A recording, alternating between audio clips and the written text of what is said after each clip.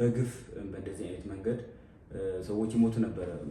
ከዋክብት ሲረግፉ እንደውም ደግሞ ቀኑ ጨለማ ሲሆን እንደዚህ አይነት አምራቶች ሲታዩ ጎኑን የወጋው ጦረኛ ራሱ ይሄ እውነት የእግዚአብሔር ልጅ ነበረ እግዚአብሔር ነበረ ብሎ አምኗል። ሰላም እንዴት ናችሁ? ቻይና አፍሪካ ፖድካስት በይፋ ተጀምሯል። እንኳን ደህና መጣችሁ ብለናል። ዛሬ በጣም ድንቅ የሆነ እንግዳ ይዘላችሁ ቀርብ ያለው ለቻይና አፍሪካ ሚዲያ አዲስ የሆናችሁ ሰዎች ሰብስክራይብ በማድረግ ቪዲዮ ጀምሩ። እንኳን አደረሳችሁ። ዛሬ መስቀል ምንድነው? መስቀል መቼ ተጀመረ? ለምን ተቀበረ? እንዴት ነው የሚከበረው? መስቀል ስናከብር ምን ማሰብ አለብን የሚለውን የሚያስተምረን ወንድሜ ጓደኛዬ ዲያቆን ግዛቸው እንዳለ እንኳን ደህና መጣ። አመሰግናለሁ። እንኳን ደህና ቆየኝ። መልካም። እንግዲህ ለመግቢያ ያክል መጀመሪያ ራስን አስተዋውቅልንና ከዛ ቀጥሎ ስለ መስቀል ዛሬ ታስተምረናለህ። እግዚአብሔርን በመካከላችን ተገኝቶ ይሄን ትምህርት እንዲያስተምረን። እሺ፣ አመሰግናለሁ። ያው እንደተናገርከው እኔ ዲያቆን ግዛቸው እባላለሁ። ቤተክርስቲያን ማገለግለው በድቁና ነው። ከዛ በተለየ ደግሞ በመንፈሳዊ ትምህርቶች ላይ የእግዚአብሔርን ቃል ለሰዎች አካፍላለሁ። በአጠቃላይ የኔ ህይወት ይሄ ይመስላል። መልካም፣ በጣም ደስ ይላል። እግዚአብሔር ይመስገን። እንግዲያውስ መስቀል ለምንድን ነው የምናከብረው? መስቀል ስናከብር ምን ማሰብ አለብን የሚለውን እስኪ ከዚህ እንጀምር። እንግዲህ የመስቀል ታሪክ ረዥም ነው እና ከመጀመሪያ ጀምረን ስንመለከተው መስቀል የመከራ ምልክት ነው። ያ የሆነበት ምክንያት በድሮ ጊዜ ክርስቶስ ኢየሱስ ከመሰቀሉ በፊት መስቀል ሰዎች ይቀጡበት የነበረ የመቅጫ አንዱ መንገድ ነው እና በጣም ከባድ ወንጀል የሰራ ሰው የመስቀል ሞት ነበረ የሚፈረድበት። የመስቀል ሞት መቀጣጫ የሚሆን እጅግ በጣም ስቃይ ያለበት ነው። ያን ስለሆነ ወንጀል የሰሩ ሰዎች መንግስታት በዛ ይቀጡ ነበረ እና ወንጀለኞች ይሰቀሉበት የነበረው መስቀል ግን ክርስቶስ ከተሰቀለበት በኋላ ያ ነገር ለእኛ ቀርቷል ማለት ነው። ምክንያቱም ክርስቶስ በመስቀል ላይ ተሰቅሎ ለእኛ ብርሃን ስለሆነልን ያን የመከራ ህይወት እንዳበቃ እንመለከታለን። መስቀል ሰዎች በመስቀል ይሞቱ የነበሩት ይገደሉ የነበረበት ዋናው ምክንያት መቀጣጫ እንዲሆን ሌላ ወንጀለኛ እንዳይኖር በግፍ በእንደዚህ አይነት መንገድ ሰዎች ይሞቱ ነበረ እና የሚገርምህ በዛ በመስቀል ላይ የሚሞቱ ሰዎች ስቃያቸው በጣም ስለሚበዛ እናቶች ምን ያደርጉ ነበረ? እነሱን የሚያደነዝዝ ነገር ይሰጧቸው ነበር። ያን ከጠጡ በኋላ ራሳቸውን እየሳቱ ነፍሳቸው እስከሚወጣ ድረስ አያውቁም ነበር ራሳቸው እና እጅግ በጣም አሰቃቂ ሞት ነበረ በመስቀል ላይ ሰው የሚሞተው። እኛ እግዚአብሔር ይመስገን ክርስቶስ ተሰቅሎ በመስቀል ላይ የእኛን ኃጢአት የእኛን እርግማን በመስቀል ላይ ሰቅሎ እኛን ወደ ህይወት አምጥቶናል እና መስቀል ከክርስቶስ በፊት ይሄን ይመስላል ከብዙ ባጭሩ። ከክርስቶስ በኋላ እንግዲህ ክርስቶስ በምድር ላይ ያለ እጅግ ብዙ ታምራቶችን እያደረገ በቃሉ ብዙዎችን ያስተምር ነበር፣ የእግዚአብሔር መንግስት ይሰብክ ነበር። በዚህ ሁኔታ አይሁዶች ቀንተው ክርስቶስን ሰቅለው ከተሰቀለ በኋላ መስቀሉ ደግሞ ተአምር ማድረግ ጀመረ። ያ ማለት ብዙ ሰዎች ክርስቶስ በመስቀል ላይ ሆኖ ጨረቃ ደም ስትለብስ፣ ከዋክብት ሲረግፉ እንደውም ደግሞ ቀኑ ጨለማ ሲሆን እንደዚህ አይነት ተአምራቶች ሲታዩ ጎኑን የወጋው ጦረኛ ራሱ ይሄ እውነት የእግዚአብሔር ልጅ ነበረ እግዚአብሔር ነበረ ብሎ አምኗል እና ልክ እንደዚሁ በክርስቶስ በተሰቀለ ቀን ብዙ ታምራቶች በመደረጋቸው ብዙ ሰዎች በክርስቶስ እንዲያምኑ ሆነዋል። ስለዚህም ክርስቶስ ከሞተ በኋላ የእሱን መስቀል ብዙዎችን ማዳን ጀመረ ማለት ነው። የሞቱት ይነሳሉ፣ የታመሙ ይድናሉ። እንደዚህ አይነት ታምራቶችን ሲያሳይ አይሁዶች ለክርስቶስም አይተኙም ነበር እና ደግሞ ለክርስቶስ መስቀልም የሚተኙ አይደለም እና የክርስቶስን መስቀል ምን ማድረግ እንዳለባቸው አሰቡ። በዚህ ምክንያት ነው ቆፍረው የቀበሩት።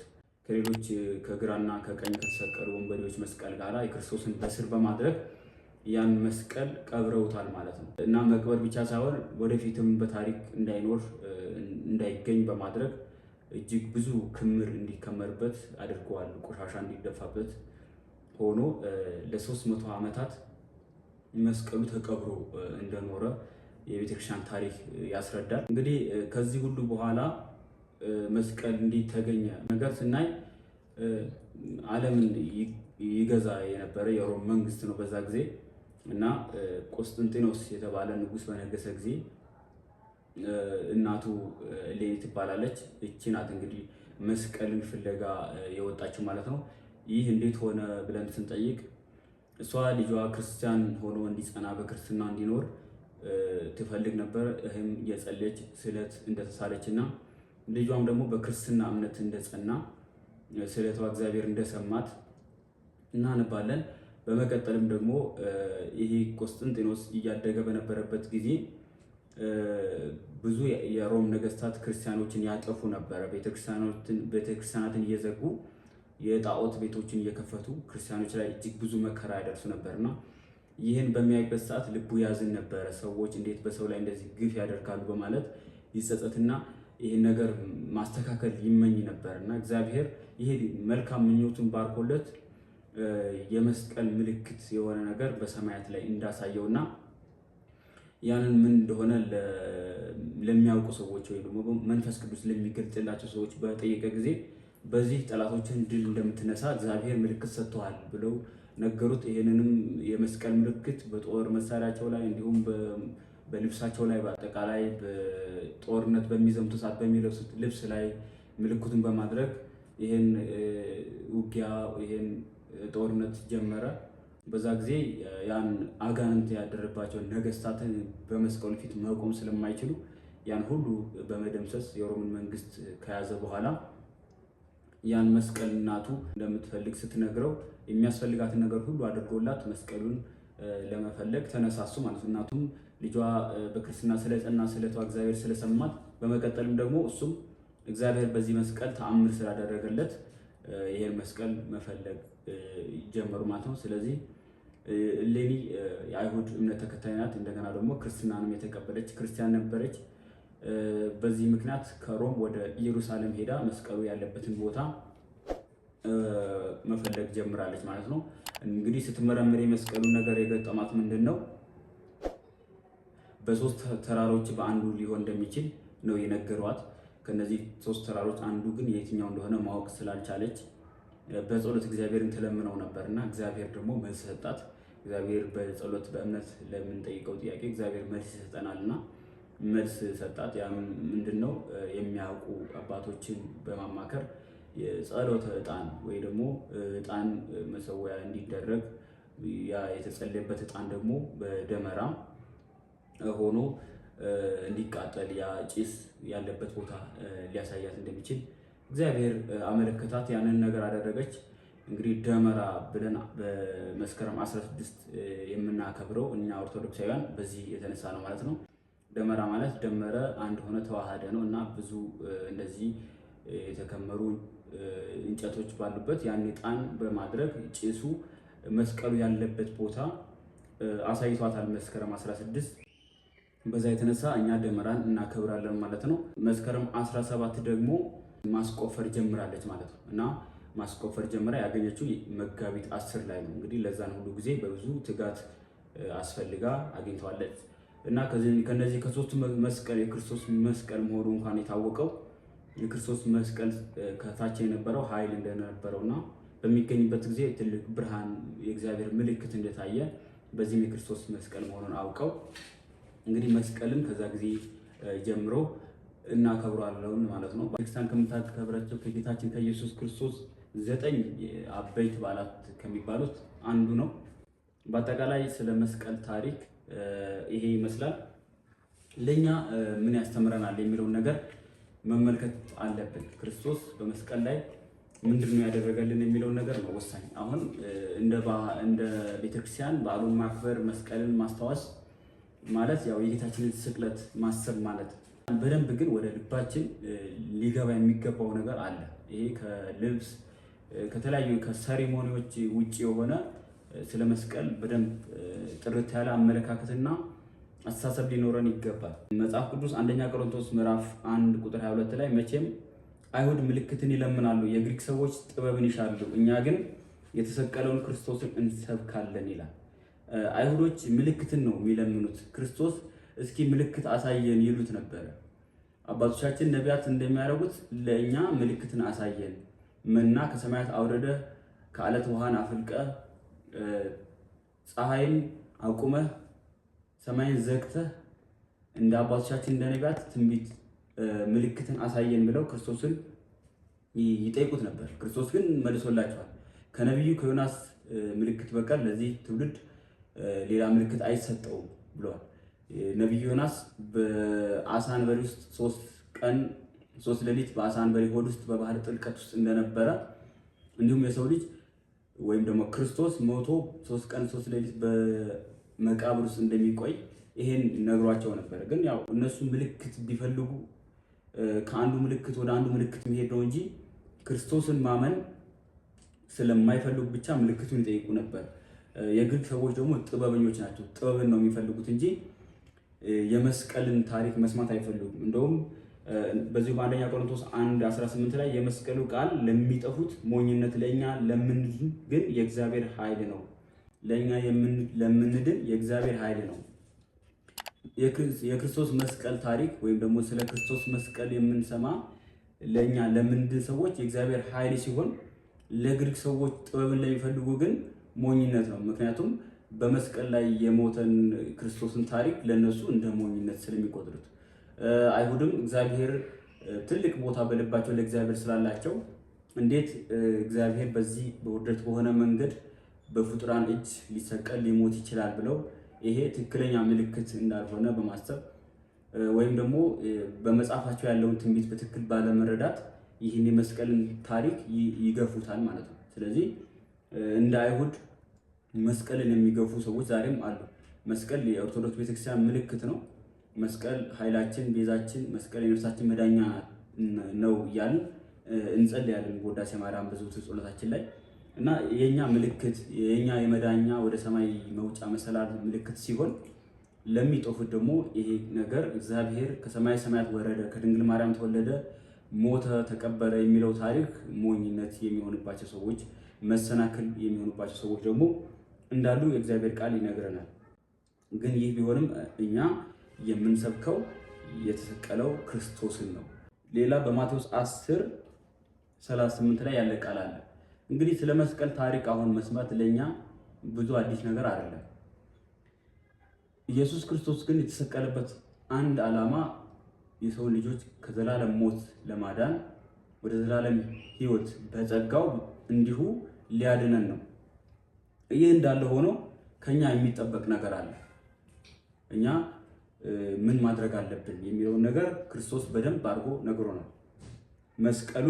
መስቀሉንም የማይዝ በኋላዬ የማይከተለኝ ለእኔ ሊሆን አይገባም። ነፍሱን የሚያገኝ ያጠፋታል፣ ነፍሱንም ስለ እኔ የሚያጠፋ ያገኛታል ይላል የእግዚአብሔር ቃል። እንግዲህ ክርስቶስ የእርሱ መስቀል የነበረው የእርሱ መከራ የነበረው እኛን ከዘላለም ሞት ማዳንና ያንን የመስቀል ችንካር፣ ያንን የመስቀል ግርፋት፣ ጎኑን መወጋት፣ ያን ሁሉ መከራ ማሳለፍ የክርስቶስ መስቀል ነበር። እሱ የኛ ፍርድ ወስዶ ያን መከራ ስለከፈለልን ያ የክርስቶስ መስቀል ነው።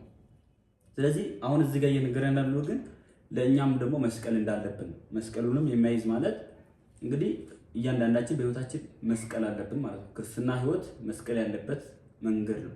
ይህን የመስቀል መንገድ ዕለት ዕለት መከራውን ታግሰን ክርስቶስን በመምሰል ክርስቶስን በመስበክ ህይወታችን በመስቀል በሆነ መከራ ውስጥ ሊፈተን ሊያልፍ ይችላል። ከዚህ ስንሸሽ ግን ምንድነው የሚለን? ለእኔ ሊሆን አይገባም ነው የሚለው። ስለዚህ ክርስቶስ እኛን ከዘላለም ሞት ካዳነን፣ ክርስቶስ የማይከፈለውን ትልቁን ነገር ከከፈለልን፣ በመስቀል ላይ ቤዛ ከሆነልን፣ ደሙን ስለኛ ካፈሰሰ፣ እኛ ደግሞ ለክርስቶስ የምንሰጠው ምላሽ አለ። ይህም ክርስቶስን በመምሰልና ክርስቶስን በማክበር በህይወታችን የምንኖረው ህይወት ነው። ይሄ ብዙ መስቀል ያለበት መንገድ ሊሆንብን ይችላል። በስራችን፣ በህይወታችን፣ በአጠቃላይ ባለን ከሰዎች ጋር ባለን ግንኙነት፣ በጤናችን ሊሆን ይችላል። በብዙ ነገር ልንፈተንና ከእግዚአብሔር የተቀበልነው ብዙ መስቀል ሊኖር ይችላል። ይህን በጽናት መወጣት እንዳለብን፣ ካልሆነ ግን ክርስቶስ ለእኔ ሊሆን አይገባም እንደሚል ማወቅ አለብን። ነፍሱን የሚያገኛት ያጠፋታል፣ ነፍሱን ስለ እኔ የሚያጠፋት ያገኛታል። ስለዚህ በእያንዳንዱ ቀን ነፍሳችንን እንዳናጣ፣ ከዓለም ሰዎች እንዳንለይ፣ ክብር እንዳይቀርብን ብለን እግዚአብሔርን ዞር አድርገን የምንኖረው ህይወት ነፍሳችንን ሊያጠፋ እንደሚችል ማወቅ አለብን። በዚህ በተቃራኒ ደግሞ ለሰዎች ሳይሆን ለእግዚአብሔር ክብር ስናድር፣ ለስጋችን ሳይሆን ለመንፈሳችን፣ ለነፍሳችን ለክርስቶስ ስናድር ነፍሳችን እንደምናተርፋትና በእግዚአብሔር እጅ እንደሆነች ማወቅ ይኖርብናል። የሚመካ በእግዚአብሔር የሚመካ ተብሎ እንደተጻፈ ይሆን ዘንድ ከእግዚአብሔር ጥበብና ጽድቅ ቅድስናም በተደረገልን በክርስቶስ ኢየሱስ የሆናችሁ ከእርሱ ነው። እንግዲህ ጥበብ የተባለው ክርስቶስ ነው። ቤዛነት፣ ቅድስና፣ ይህ ሁሉ በሰው ልጆች ህይወት ውስጥ የሚገኝ ነገር አይደለም። አንድ ሰው በፍጹም ቅዱስ ሊሆን አይችልም። በፍጹም ጥበበኛ ሊሆን አይችልም። በፍጹም ለሰዎችንም ቤዛ መሆን አይችልም። ክርስቶስ ብቻ ነው ለእኛ ቤዛ ምትክ የሆነልን። እንደገና ደግሞ ቅድስናውን የሰጠን የእሱን ቅድስና ሰጥቶን የእኛን ኃጢአተኝነት ለራሱ አድርጎ እኛን ወክሎ ነው በመስቀል ላይ መከራውን የተቀበለው። ጽድቅ፣ እውነተኛነት ከሰው ልጆች አይገኝም። እሱ ግን በአፉ እንኳን ሐሰት አልተገኘበትም ነው የሚለው የእግዚአብሔር ቃል። እሱ ፍጹም ጻድቅ፣ ፍጹም እውነተኛ ሰው ነበር። ያን ሁሉ ያገኘነው በማን ነው? በክርስቶስ ነው። ስለዚህ ለዚህ ፍቅር ታማኝ ሆነን መኖር ይጠበቅብናል። ይሄ የኛ መስቀል ነው። መስቀሉን የማይሸከም ዕለት ዕለት የማይከተልኝ ለእኔ ሊሆን አይገባም ብሎ ክርስቶስ ያስተማረን ለዚህ ነው። ይሄን በዓል ስናከብር ይሄን ትልቁን ነገር መዘንጋት የለብንም። ይሄ ነው የበዓሉ ዋና መሆን ያለበትና ማሰብ ያለብን በህይወታችን ይሄ ነው መሆን ያለበት። በአጠቃላይ ይሄን ይመስላል የነበረን ቆይታ። አመሰግናለሁ። መልካም፣ በጣም ደስ ይላል። ደስ የሚል ቆይታ ነበረ። ስለዚህ መስቀል ምንድን ነው? መስቀል ስናከብር ምን ማሰብ ያለብን የሚለውን ትምህርት ቆንጆ አድርጎ አስተምረናል። እግዚአብሔር ይመስገን ለነበረን ቆይታ። ዲያቆን ግዛቸው እንዳለ ጊዜህን መስዋዕት አድርገህ እዚህ ድረስ ስቱዲያችን ድረስ መጥተህ ለሰጠህን ትምህርት እግዚአብሔር አምላክ በጸጋ ይጨምርልህ፣ በሰላም በፍቅር ይጨምርልህ። በጣም እናመሰግናለን። እሺ፣ መልካም ቆይታ። አመሰግናለሁ።